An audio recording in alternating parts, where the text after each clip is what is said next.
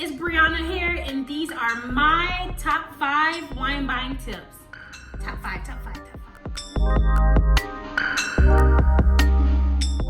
So my first tip is to pick the right place to purchase your wine from.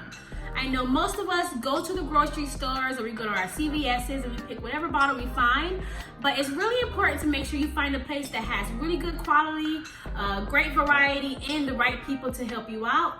When it comes to quality, one thing to really understand is the concept of mass distribution. Walmart or all these other places, these grocery stores, they're gonna have a $5 wine that costs like maybe a few bucks to make, and they're gonna sell it to you for $15. Why pay $15 for a $5 bottle of wine when you can go to any individual wine boutique, liquor store, or wine store and spend $15 for a $15 bottle of wine?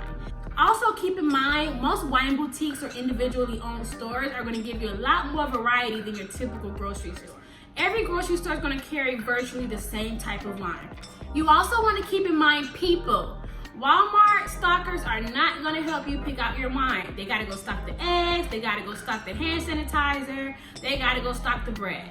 So they don't have time to really give you that one-on-one attention to show you what's the difference between this wine or that wine, how this one tastes, how that one tastes. These people are going to be more knowledgeable about the selection. They're going to be more knowledgeable about wine in general and more knowledgeable about regions. And then most importantly, they're going to work with you and try to find something that you like. Tip number 2, know your budget. Know what you're working with. It's really important to know your starting point and how high you want to go. Otherwise, you're going to spend an unnecessary amount of money on something you may not even like. The good thing to note when shopping with a budget is there is wine for any type of budget. So what if you're working with $10? That's not bad to start with. I typically recommend in the $10 range, maybe going for a nice rosé, or possibly getting into the canned wine game and trying some of that canned wine. There's a lot of canned wine out there that's actually pretty good and actually pretty strong. I've had my fair share of canned wine, and you'd be surprised at how far one can of wine can take you. What if you're working with $10 to $15? Well, you got a better selection. Now you're dealing with your middle shelf wines. This is typically where you find that hot spot for wines you'll find everywhere. This is that Naomi, this is that Kim Crawford, this is that Barefoot, whatever. My tip for finding wine when you have about $10 to $15, I would go for something lighter body. So I said rosé. I will also go for some lighter body reds like Pinot Noir. Now what if you're balling? What if you got like $15+ and you ready to go for it? If you're about $15 to $20, then you would go for your more medium body wines I would recommend. So this is Merlot, this is maybe a higher price Sauvignon Blanc, a higher price Chardonnay. If you're working with a budget of $20 or more, go for gold. Go for your Cabernet Sauvignon, go for your Chardonnay, go for your Syrah, go for your blends. Blends are a good wine to choose when you're working with something from $20 up. You're just gonna get a lot more complexity with these wines and a lot better quality. Tip number 3, know your regions, or at least have a basic knowledge of your wine regions and your wine countries. I'm not here to teach you a wine course, you can go online and do that. But I do wanna stress the importance of finding a good country and finding a good wine region. Why is this important? An orange from Florida is gonna taste different from an orange in California. Why is that? Environment. How exposed is it to the sun? What's the soil look like? You know, is it close to the ocean? All those things affect wine. And wine at its most basic level is just a crop, it's agriculture. So it's really important to know that different places are gonna give you different flavor profiles. The US is gonna give you typically those bold, fruity flavors, and really oaky. You know, we've all had that really oaky, kind of fruity Chardonnay. We've all had that really powerful Cabernet that's kind of oaky as well. France may give you something with a little more finesse, something a little bit more prettier, a little more elegant, definitely on the earthy side with some subtle tannins and subtle acidity.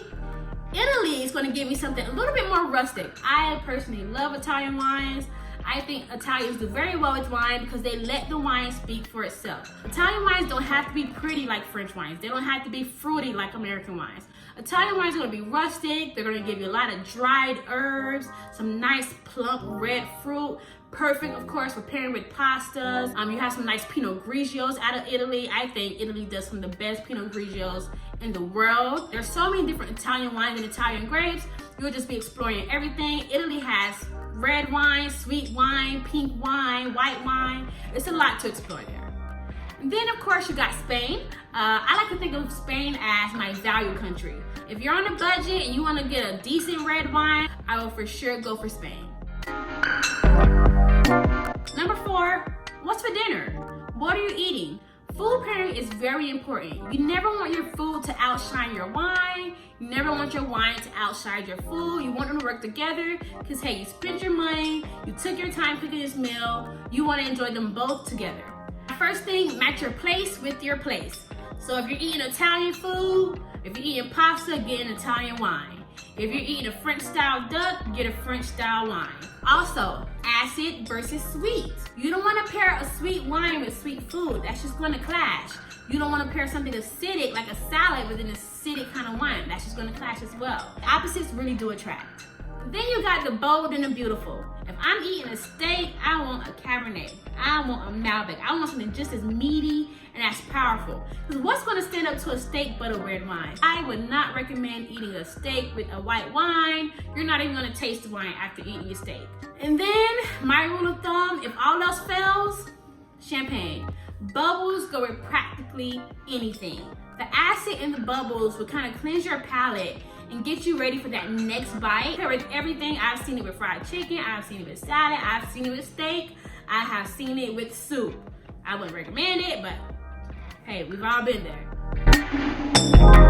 Last and finally, not least, just know what you like. It's okay, if you like sweet wine, you like sweet wine. Just don't be scared to try something different. Don't be scared to look outside of the box and really just kind of grow your palate. I mean, wine is supposed to be fun. It's supposed to be a learning experience for all of us. A bonus round for you.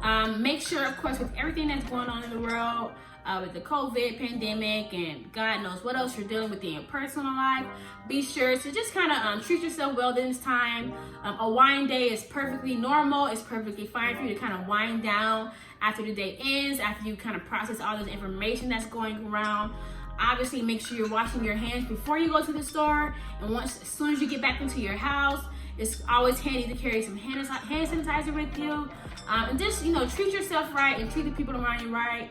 We're all going through a lot here in this country, in this world. And a little wine can always go a long way. So that's it for me. I am gonna go finish my wine. I had my glass waiting. If you guys have any questions, just shoot me a DM, put something in my comments, and cheers.